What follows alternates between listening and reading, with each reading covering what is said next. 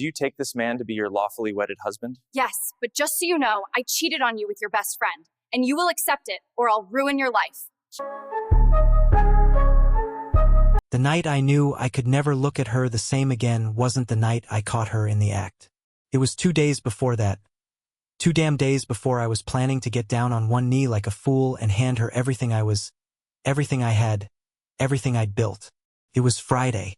I remember because it was my final prep day for the proposal. The ring was already burning a hole in my jacket pocket.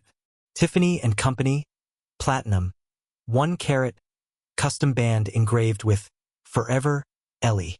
Stupid. The kind of stupid that costs you dignity and a few $1,000s you'll never get back. I had just walked into the house, keys still in hand, when my phone buzzed. It was Lucas, my oldest friend. Guy's been through every phase of my life with me. But this text didn't start with a yo or a meme. It was 1 sentence. Bro, you need to hear this. No questions. Come to 23rd and Pine. That was it. And I went. No hesitation. I trusted Lucas with my life. I didn't know what I was walking into, but something felt heavy. I parked half a block away and walked. My heartbeat was doing something weird.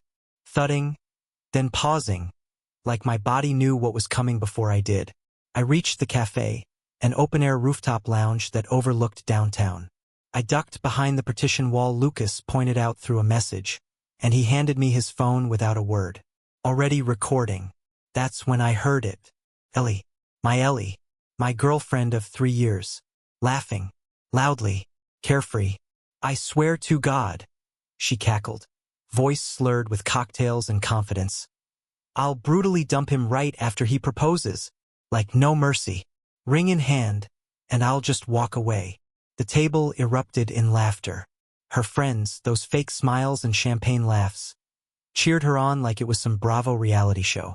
One girl, wearing that snake-pattern dress I'd seen at our apartment last week, said through giggles, "That's savage, babe. You gotta film it." And Ellie leaned back in her chair, tossing her hair like the villain she never warned me she was, and said, "I want him to cry, like publicly. He needs a lesson in humility." I stared at the screen. I didn't blink. I didn't even breathe. Lucas whispered, "I didn't want to believe it either, man." Believe it? It was playing in Dolby Stereo right in front of me. The worst part? I wasn't even angry. Not yet. I just felt empty, like someone opened my chest and scraped out whatever made me feel human. My hands weren't shaking. My breath wasn't fast. I was too numb for any of that. This wasn't just betrayal, it was humiliation planned like a goddamn performance. A premeditated execution of my soul. I walked away without saying a word. Got in my car. Drove back home. She wasn't there, probably still riding the high of her own twisted comedy special. I sat in the dark living room, the ring box on the coffee table in front of me, and I watched the replay of that video until my battery died. And that's when something inside me shifted. Not rage. Not sorrow. Strategy. If she wanted a performance, I'd give her one. But mine wouldn't end with a man crying on his knees. Mine would end with silence. With cold, precise justice. I wouldn't raise my voice. I wouldn't show my cards. I'd wait. Idée propose. Like nothing happened.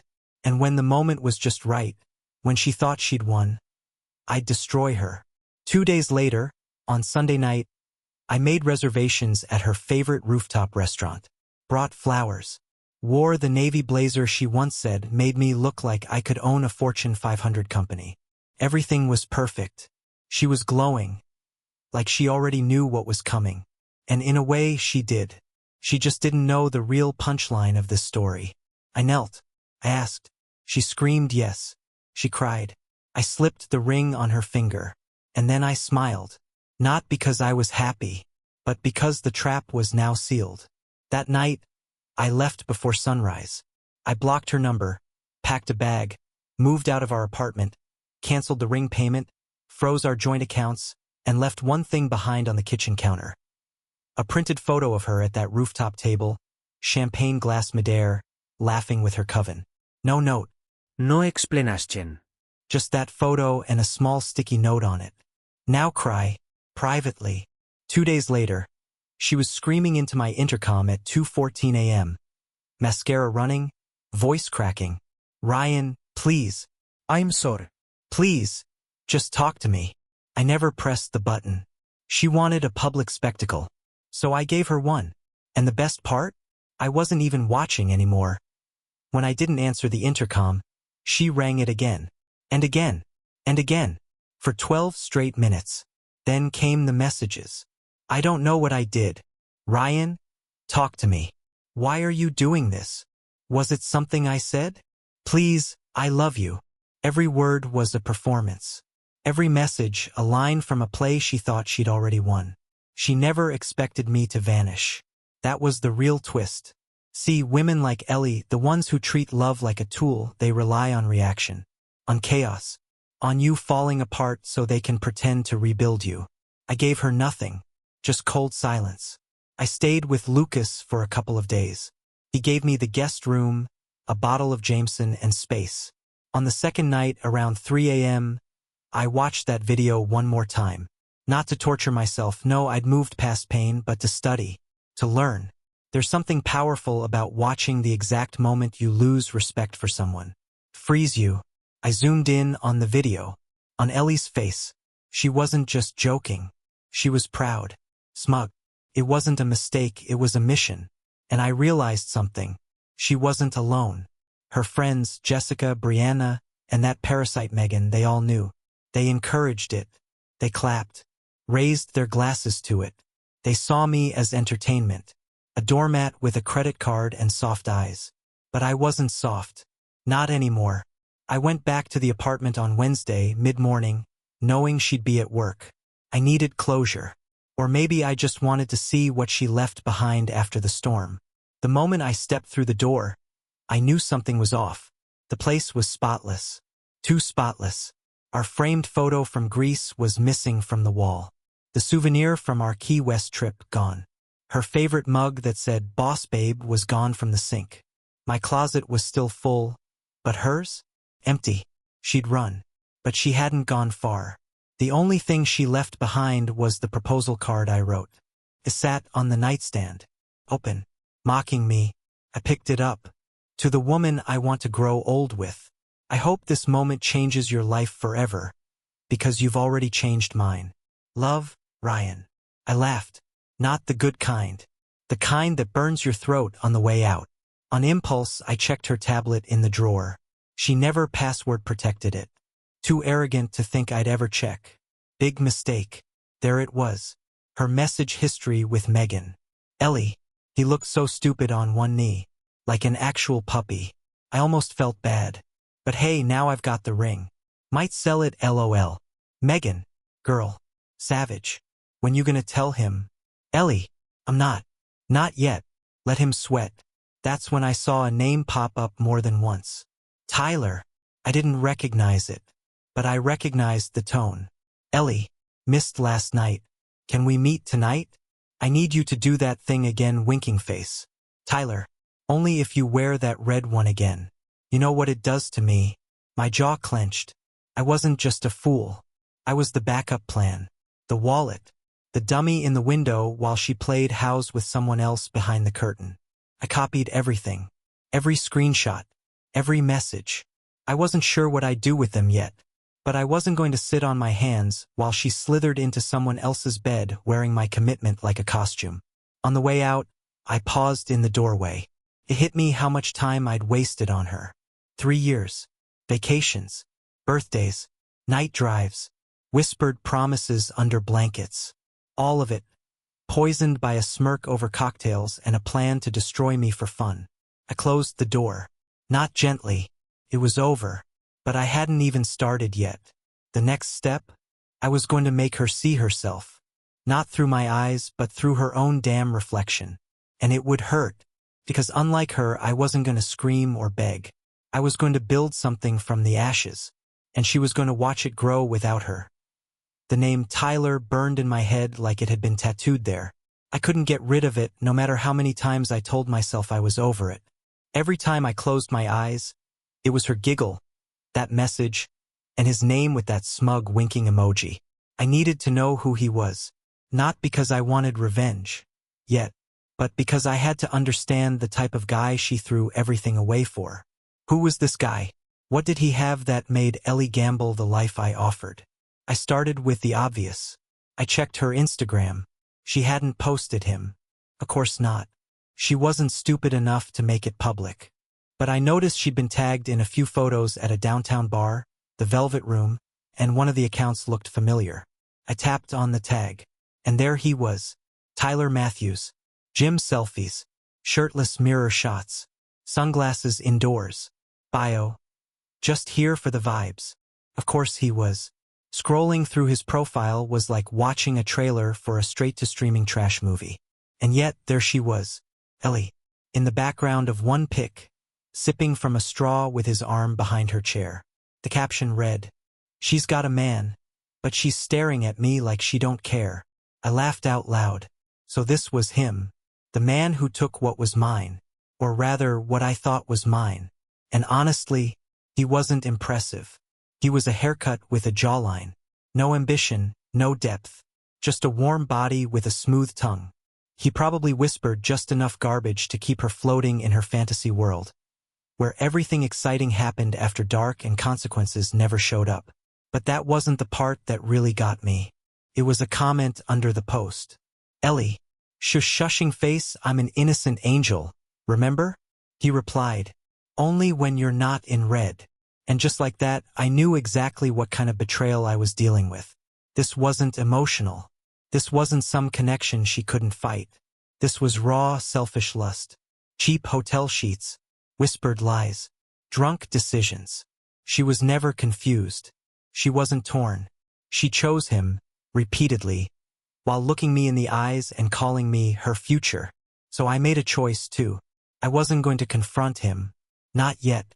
See, I realized something. Men like Tyler live for the chaos. If I showed up, fists clenched and heart on fire, he'd win. He'd smirk, say something slick, and feel like the alpha in a story he didn't earn. I wasn't giving him that power. Instead, I turned back to Ellie. Because if she wanted games, I was done playing by her rules. I set the trap 2 days later. I sent her a message for the first time since the proposal. "Let's talk. One chance. You choose the place." She replied in under a minute. "Yes. Oh my God, Ryan, yes. I've been waiting. I'm so sorry. Please just let me explain. Anywhere, anytime." I told her to meet me at Pier 47, the place where we had our third date. The first time she said she could see herself falling for someone like me. The irony was bitter enough to taste. I wore a plain hoodie and jeans. No show. No flowers. Just the same guy she laughed about to her friends. Only this time I wasn't naive. She arrived wearing the red dress. Of course she did. The same one Tyler mentioned. She was still playing to an audience that didn't exist anymore. Her mascara was flawless. Hair perfect. Perfume heavy. She even brought my favorite coffee. Like that erased what she'd done. "Ryan," she said softly. But I held up my hand. "I just want the truth," I said. Calm. Steady. No games. No crying. "Just give me the truth, Ellie. All of it." She blinked. Paused. Then the performance started. "I was confused," she whispered. "He meant nothing. It was just attention. And I was scared you were going to propose and everything felt so real and I panicked and I cut her off. You weren't confused. You were proud. You bragged about it." She froze. "You wanted me to cry. On my knees. Ring in hand. You wanted an audience. Well, congrats. You got one. Only now, I'm the one with the script." She opened her mouth, but nothing came out. She wasn't used to me being in control. I turned around and walked away. Didn't even look back. And in that moment, with the wind cutting across the pier and her breath catching behind me, I realized something. I was finally free. And she was just a ghost in a red dress, choking on the consequences of her own cruelty. 3 days passed before she cracked. I didn't block her number again. No need. Let her spiral. Let her feel what it's like to scream into a void and hear nothing echo back. Every few hours, a new text, each one more desperate than the last. "Ryan, please just tell me how to fix this. I didn't mean any of it. I was drunk, I swear. You don't know the whole story. He was a mistake. I only wanted you. But the best one, the one that made me smirk so hard I almost dropped my phone, was this. I'm scared. People are starting to talk. My job is at risk. I just need you to say something. Anything. There it was. Consequences. Because she didn't just lose me. She lost the version of herself that came with being with me. The stable image. The polished facade.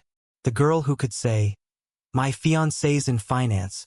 He's so grounded, he's my future. And now, she was the punchline at her office happy hours. I didn't even have to say anything. People talk.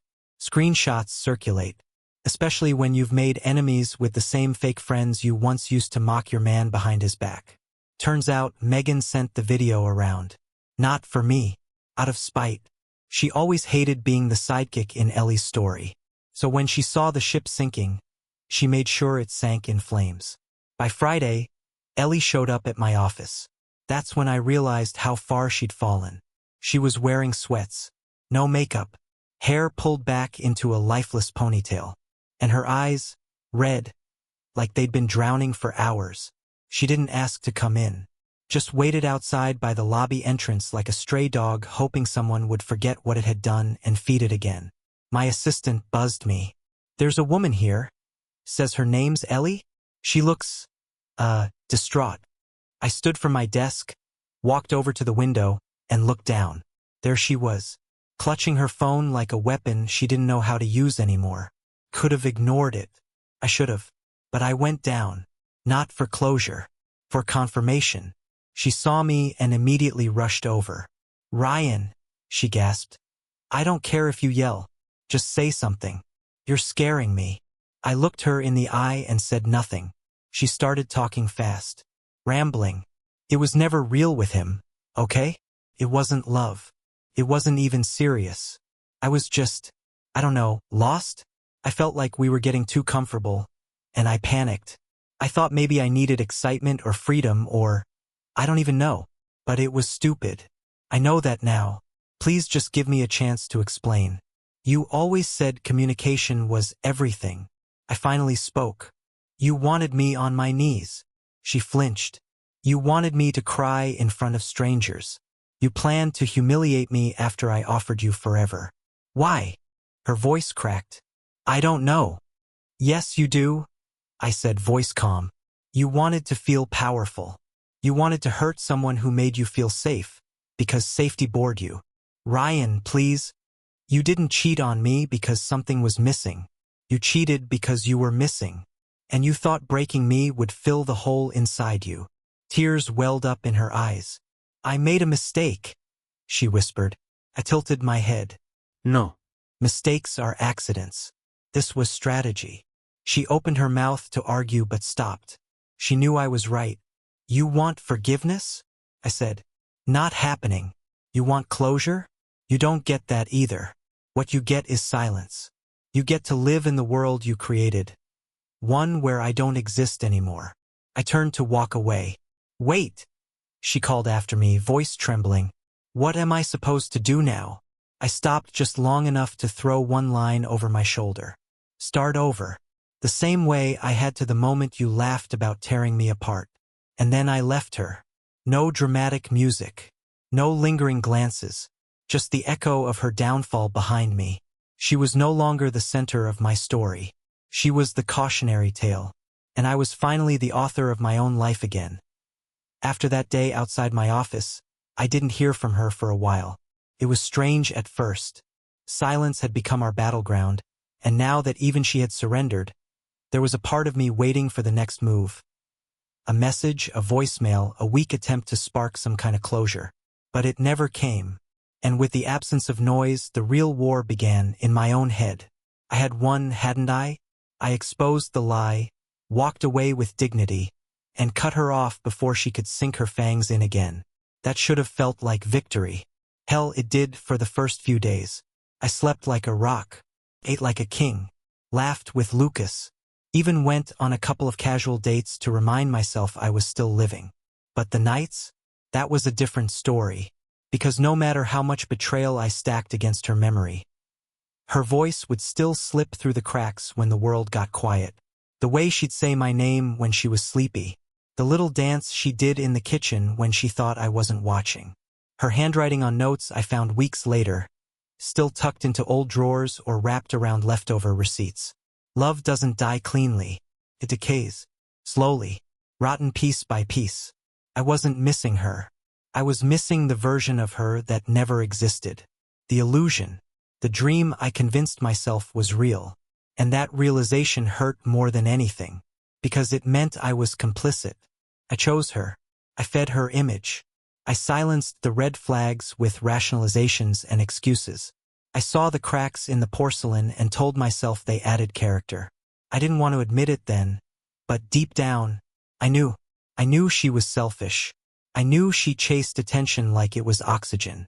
I knew she flirted with boundaries, crossed lines when no one was watching, and rewrote her own reality to avoid blame. But I thought I could anchor her, make her better, make her mine. That was my sin, believing I could fix someone who didn't think they were broken.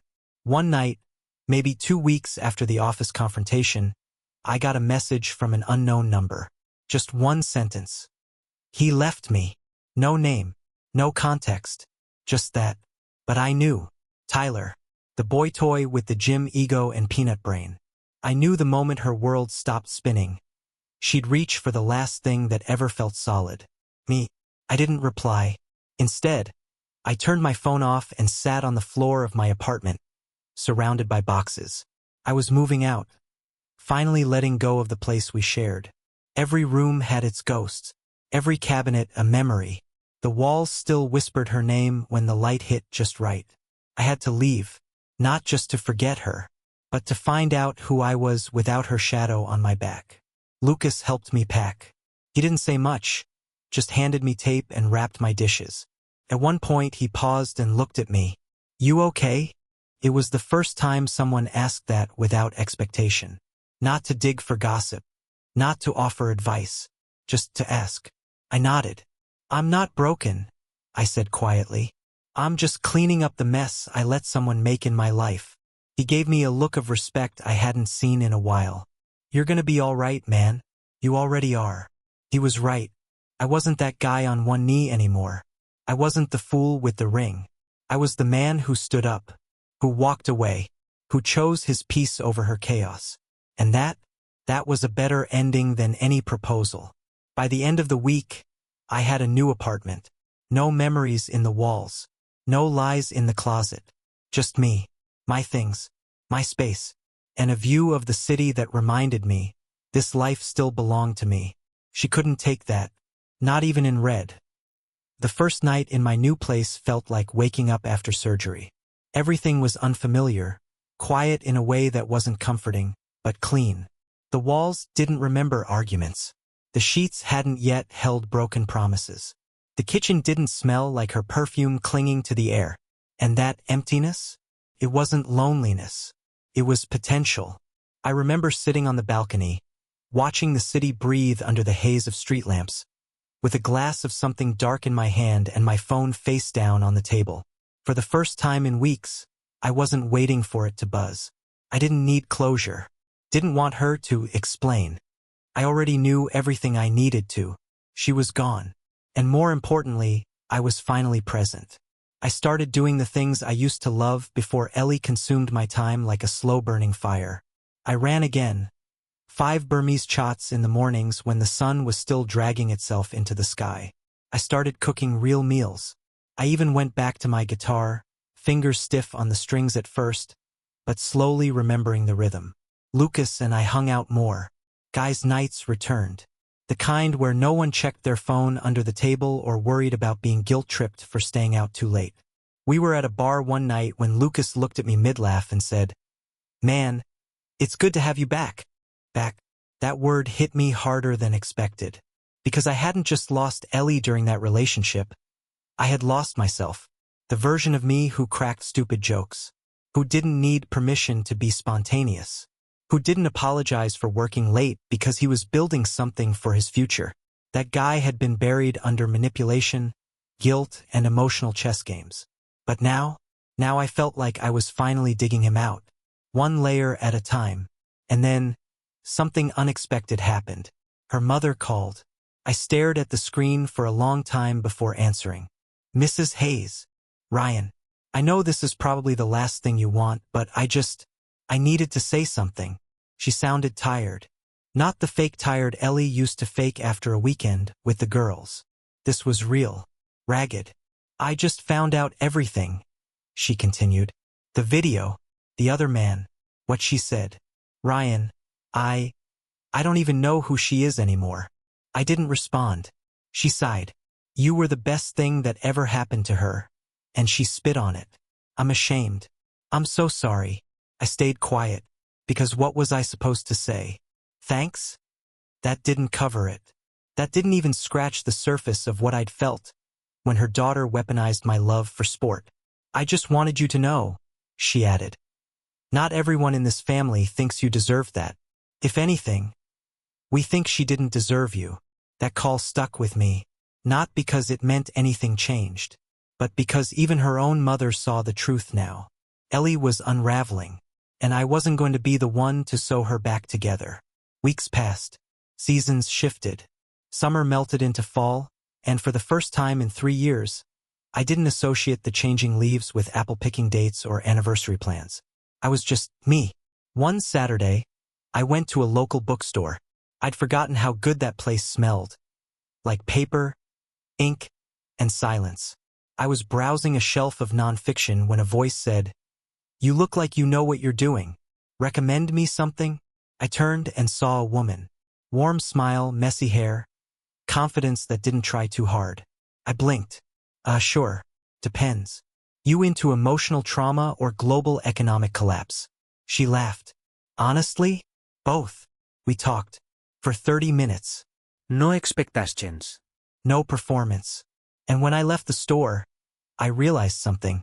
Healing doesn't always come in fireworks. Sometimes it's just quiet moments. Unscripted. Safe. I wasn't ready to fall again. But I wasn't afraid anymore either. Because the worst had already happened. And I was still standing. No, scratch that. I was living. And I wasn't looking back. I was halfway through my Saturday morning when I got the email. Subject. To whom it may concern, urgent. No sender name, just a string of random letters. Normally I'd delete it without blinking, but something, curiosity, gut instinct, call it whatever, made me open it. There were no words, just an attachment. I hovered my mouse over it, hesitating, then clicked. A video. Low resolution, obviously filmed secretly, but I recognized the setting instantly. Some kind of staff meeting, a large glass-walled conference room. And at the center of it, hunched over a table, was Ellie. Her voice was quieter than usual. Not confident. Not smug. Broken. I know it's inappropriate, but I didn't think it would follow me here, she was saying. What I did was personal. It shouldn't affect my job. Someone in the background scoffed. You told your coworkers you were getting married, and then boasted about ruining your fiancé for fun. You don't see the problem. The woman across the table folded her arms. You embarrassed our firm publicly. Clients saw that video. HR saw it.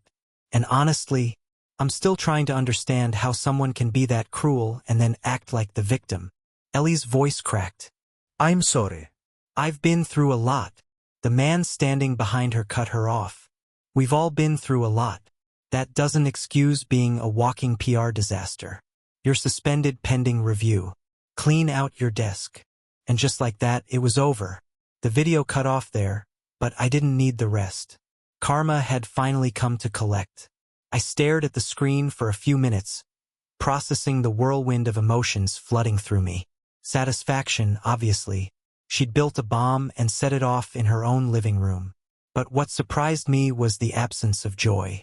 I didn't celebrate her fall. I just accepted it. She did it to herself. I didn't leak anything, didn't push the story, didn't even reply to that anonymous email. I had walked away clean, and the universe did the rest. Lucas called me that afternoon, asking if I wanted to catch the game at a bar. I almost said no. I almost stayed in and let the weight of the morning sit on my chest like a badge.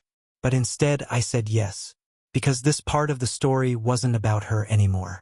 The bar was packed, loud, full of life. Lucas ordered wings, I grabbed the drinks.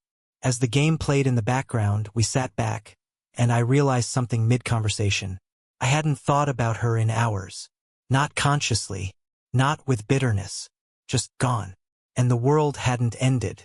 Later that night, as we were walking to our cars, Lucas asked, "You ever think she'll try to come back again?" I looked at the sky, full of city haze and blinking lights.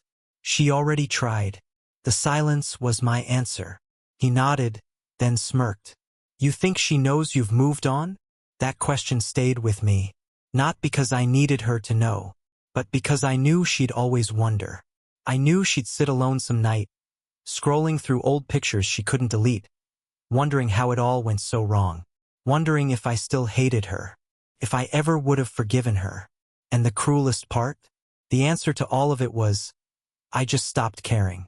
That's the true revenge. Not rage, not retaliation, indifference.